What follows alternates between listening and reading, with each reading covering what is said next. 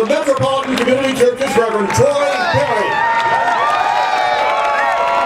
Rev Perry is joined by Metropolitan Community Church's presiding bishop and moderator, Reverend Elder Nancy Wilson. Unitarian Universalist Association President, Reverend Peter Morales. President of the Board of Rabbis of Southern California, Rabbi Denise Ager.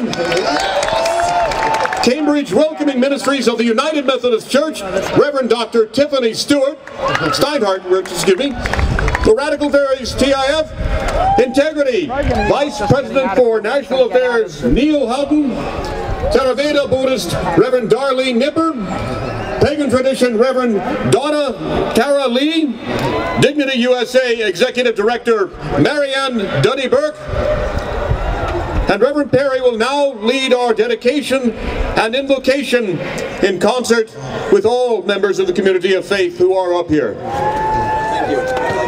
I'm so glad you all came today.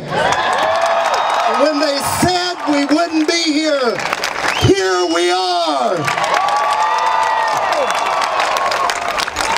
I have a letter I want to read to you from a friend of ours.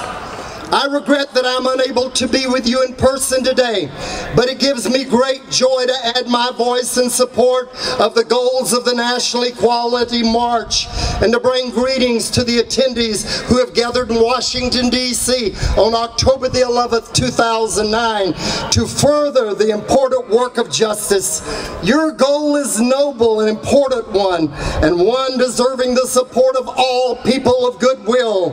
Equal protection for gays, lesbians, transgender people in all matters governed by civil laws in 50 states. It is my prayer. It is my prayer that your voices will be heard today in the U.S. Congress, the U.S. Supreme Court, and the U.S. White House, and that those in positions of civil authority will respond by advancing equality under the law for LGBT people. This must be the duty of every democracy.